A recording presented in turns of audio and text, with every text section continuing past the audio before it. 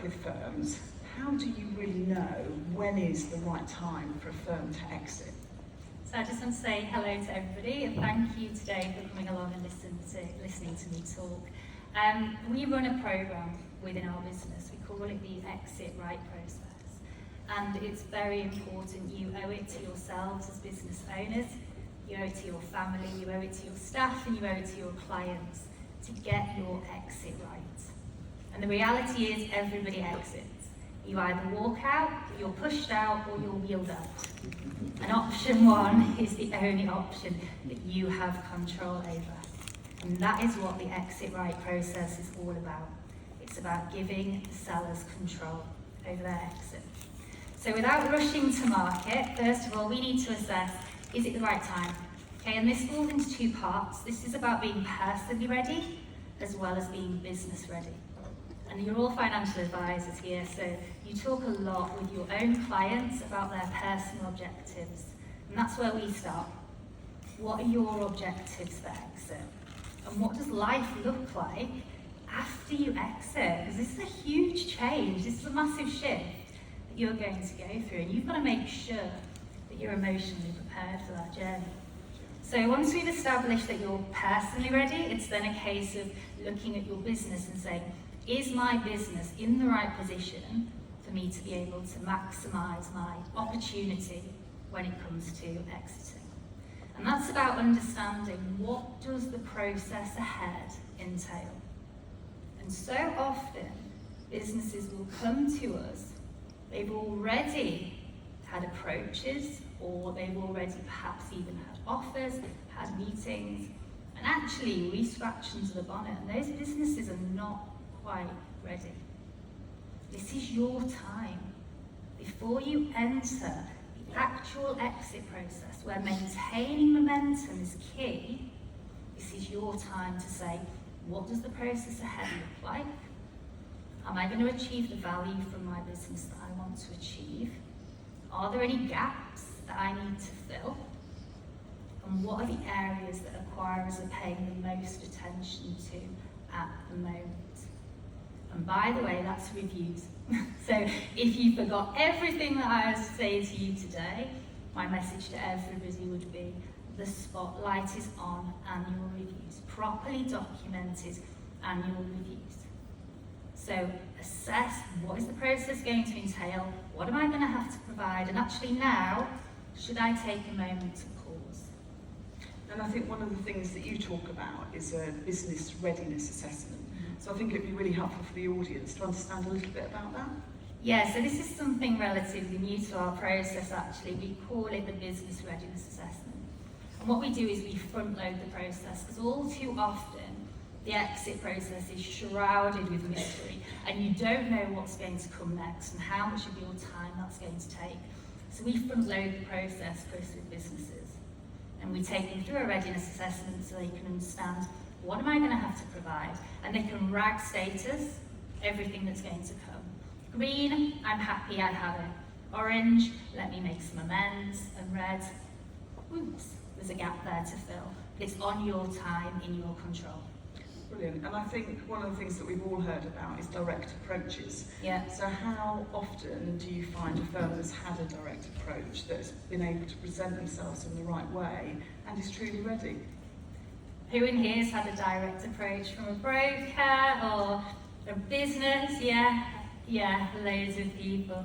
I think it's weekly, actually, at the moment that people are being approached. And, you know, you can understand why. There's a ton of appetite out there to buy businesses. But if you're approached, my view is that take a moment to see how that feels. And actually, if you do feel motivated to look at exits, then again, take control of your own process and don't just go wading in, because the chances that your business is going to be ready, and issues then with fish and chip deals, as we call them, you know, real people in, chip away at the offer, you know, that's symptomatic of kind of what exists out there. It's not necessarily buyer's fault, it's because firms have entered the market at a point that it's just not right for them.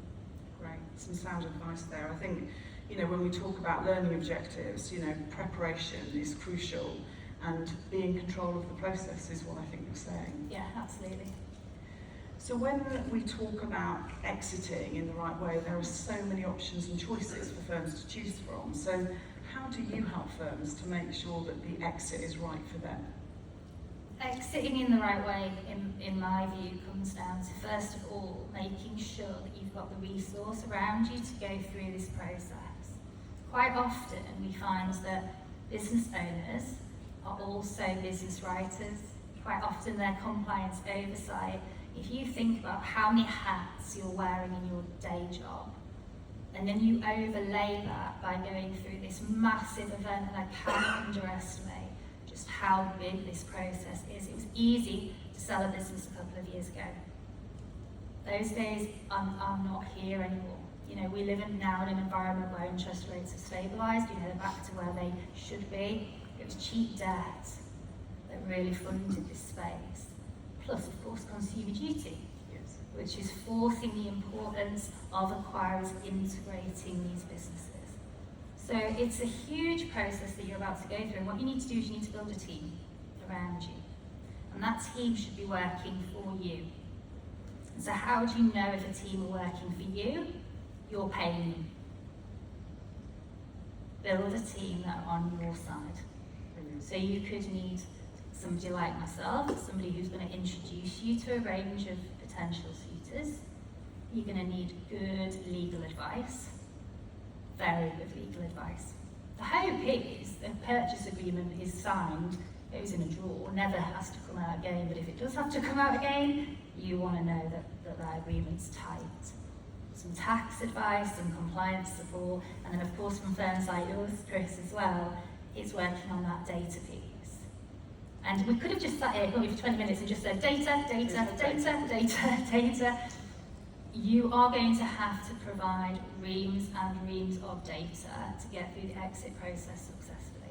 And this data has to be readily available, accurate, you know, there to be able to showcase potentially on a monthly basis. And I know, Chris, at Jigsaw Tree, you do loads of work with firms who are coming up to exit to actually get their data in a good position. You're right, we do, and we provide sort of a fair and honest assessment of your data, and we look across Intelliflo, 12 different areas, and some of the things we look at is to make sure your integrations are working, you've got your workflows, your data's accurate, you're doing your reviews, you've got your segmentation done correctly, you've got your life cycles, so as you transition those plans, you know that you're capturing the right data at the right point in time. We look at your income reconciliations so that when you're asked for those all-important numbers, you can display them in the right way. So I think data all the way has to be a number one priority. Just picking up on something you just said then, though, you mentioned like the finances being all important, and you're absolutely right. Like there's never a more important time than when you're going through the exit process, where actually you need to maintain those turnover levels that you're running at the moment, and you need to maintain the compliance side of your business. You need to keep doing those annual reviews. These things can't slip whilst you're going through a process that's going to take up a ton of your time, and it does all just feed back, Chris, into this important piece of having a team around you that can just take all this from you so you can focus when you are most effective, which is running a brilliant business and advising clients. Brilliant. And I think, you know, one of the things we talked about recently, and the saying that you have that I think is so prudent through this process, is pause for breath. So can you just talk a little bit about why you advise firms to do that and the importance of that? Yeah, absolutely. So I think, just as I touched upon earlier on, like once you're in the exit process, everybody that you meet with, they want to maintain some momentum. So you meet them, they like you, they're excited, they want you to provide them with some information, and on it goes from there. And so really, the only time that you have, which is your time without any pressure, is before you enter the market. Most firms that come and speak to us, we do not present them to the market because it's not the right time. And whilst time is their gift, and time is your friend or your enemy, we say that quite a lot, don't we?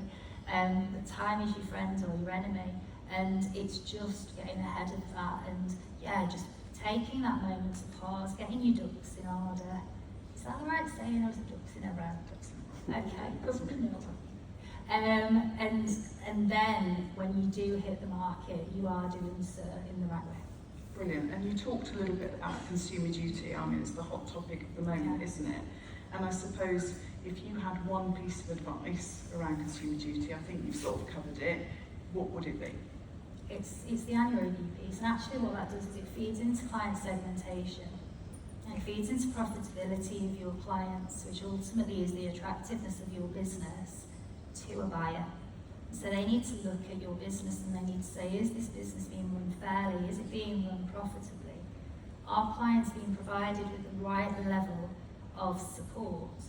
And quite often when I speak to businesses, they hardly have any complaints. Really happy clients, okay, that genuinely really do value the advice that they are provided with. The problem comes with the documentation.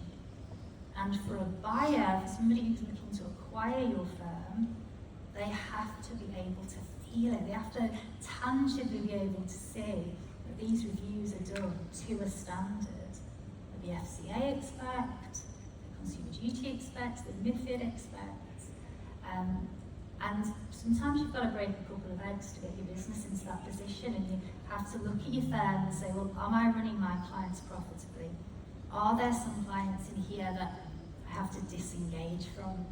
Advisors don't really like doing that, it causes them some concern, but there are amazing ways to not totally disengage with clients, but continue to provide some value to them electronically, not put yourself in a position where actually you have to go and provide this annual review service and all of the documentation that goes along with it, because it's expensive to do. So my advice to anybody would be, look at your consumer duty, make sure you've got that right. Does that all feed into client segmentation? Are you making sure that your clients are profitable? And are you delivering to a standard on any client that's paying you an ongoing fee? Brilliant. So I think, again, learning objectives around being able to evidence what you provide, building the right team, and trusting the specialists who have been here many times before. Brilliant. So I think the final element of the section is all around to the right buyer. And as we all know, there are many options available. So I guess my question to you is, when firms are looking to sell, can you perhaps talk to us a little bit about the two primary routes to exit?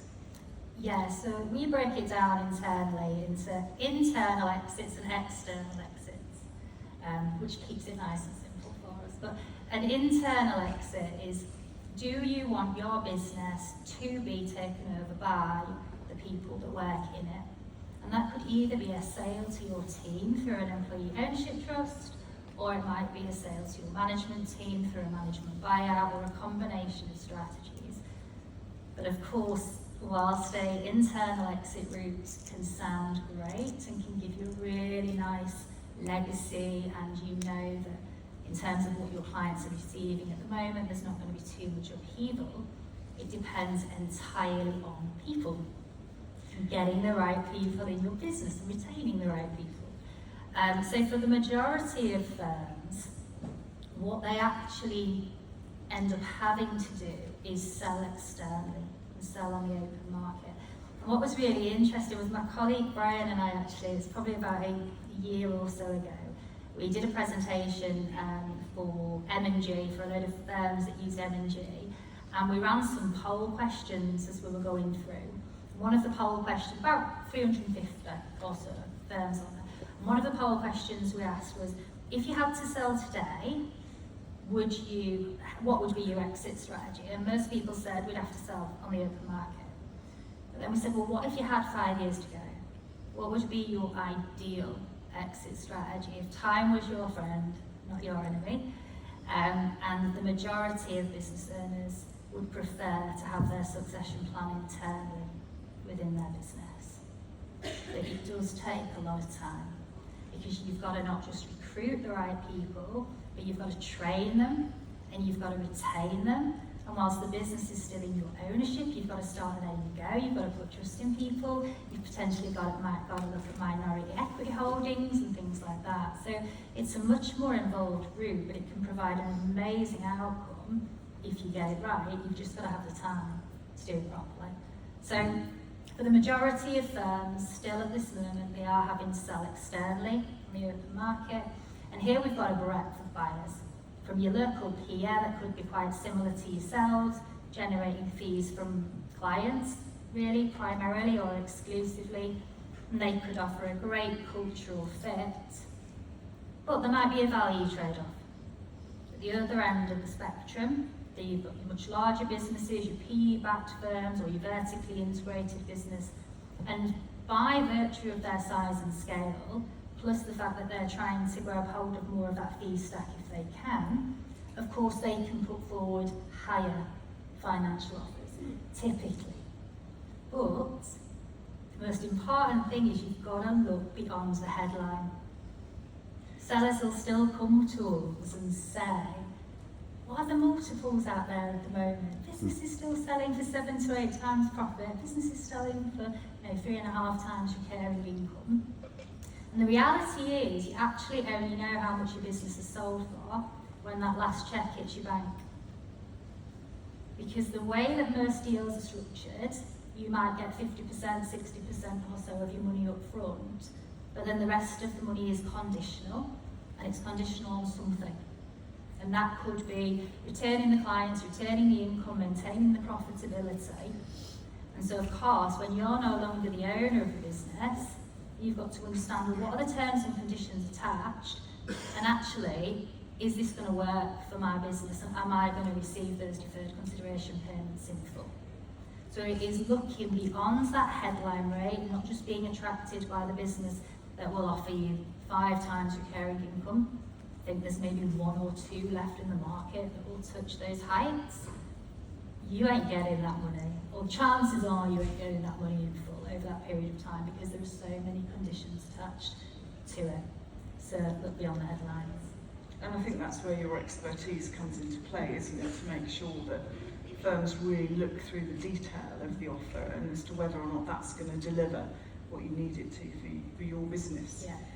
And I think another great saying of yours, which you've touched upon, is time is your friend or your enemy. And we are shortly running out of time. So I hope you found that useful, what we've gone through today. We've just pulled up the key learning objectives again.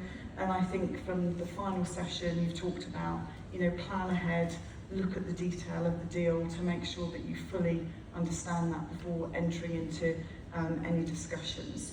So key learnings: preparation and control the process, build the right team, trust a specialist like Melo to really help you and guide you and understand what you're going into in terms of the process. So thank you very much for your time today. We hope you found our session useful. Both Vic and I are here. If you'd like the pack that will provide you with some further information, do come and see us and we'll get that sent straight away, or we've got some printed copies available for you too. Thank you. Thank you very much, everyone.